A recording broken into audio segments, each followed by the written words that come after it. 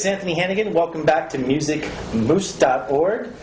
We've been talking a lot about the mandolin and technique, and so many people are excited, including myself. We want to get into some right-hand techniques, and one of the coolest right-hand techniques that was inventable by a man by the name of Jesse McReynolds. I'm sure it may have been around a lot earlier than that, but the person I learned it from was Jesse McReynolds. It's called crosspicking.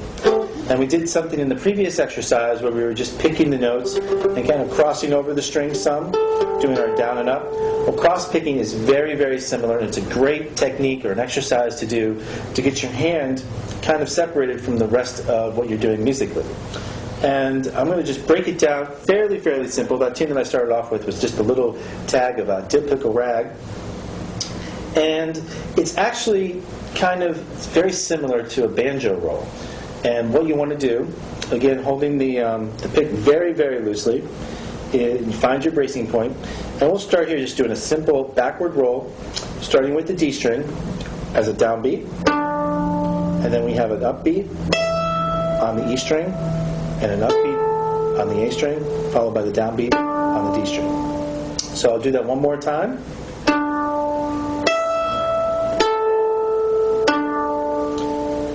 Now we'll speed it up a little bit.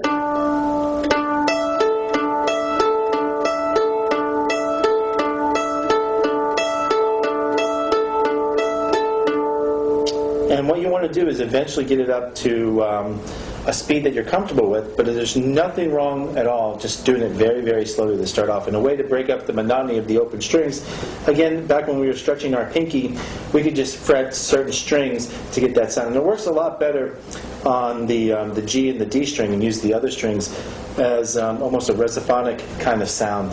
So I'm going to do just a simple little walking up using the 2, the 4, the 5, or the 2, 4, 5, and the 7. And then I'm going to walk it back down 7, 5, 4, 2. So let's try this. Let's get our cross-picking motion going.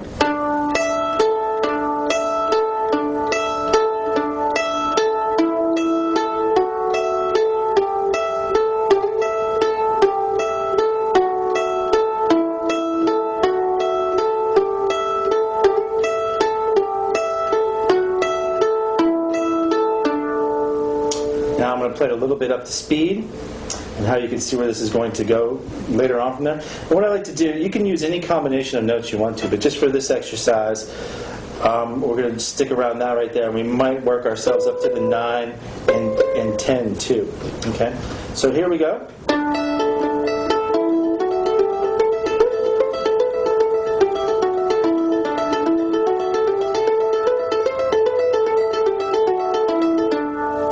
And that's kind of at a moderate speed. You can actually play it even slower.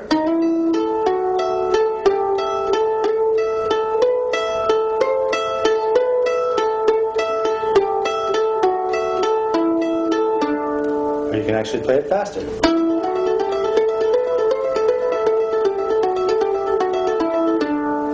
And this works great anytime that you're searching for a melody line and you're looking to play some fill over some existing chords that are going on with the band, or if you're not sure of the melody and you want to come up with a break for that particular song. And it works over a lot of the chords whenever you have an A string or a vacant string available. In this case, if I'm using my G double stop used on the 2nd fret A string and the 5th fret on the D string,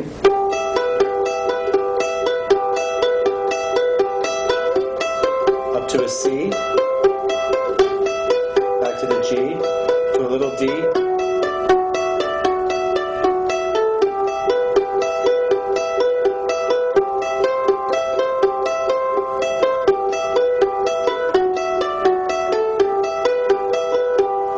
and what you can do is speed that up a little bit.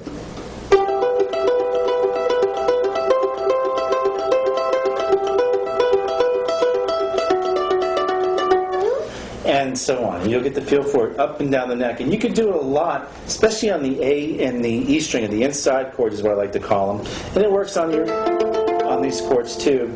But it really sounds good. And you can even get kind of experimental and just bring out the chord even longer. But we'll get into that too when we talk about some chord progressions and how to accent different chords too with the 9th and 13th notes.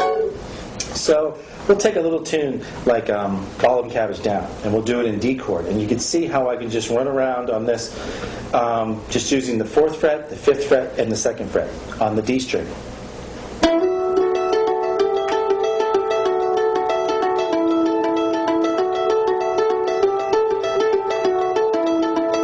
Again.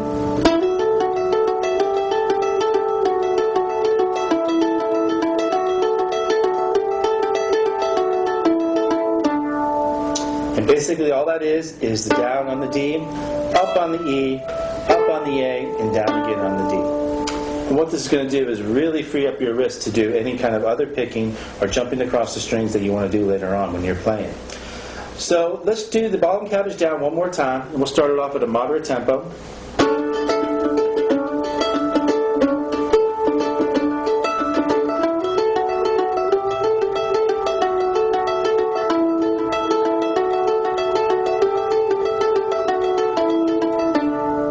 We just end right there. That's the first part of Ball and Cabbage Down, a great fiddle tune that I highly recommend learning in any kind of jam circle or just for your own personal arsenal of tunes. And that's one thing here at musicmoose.org that we like to do is teach you all the songs that we possibly can, songs you're going to encounter in your everyday travel, especially out there in the festival and jam circuit. So, again, down on the D, up on the E, up on the A, down on the D. You want it to sound like a very fluent roll.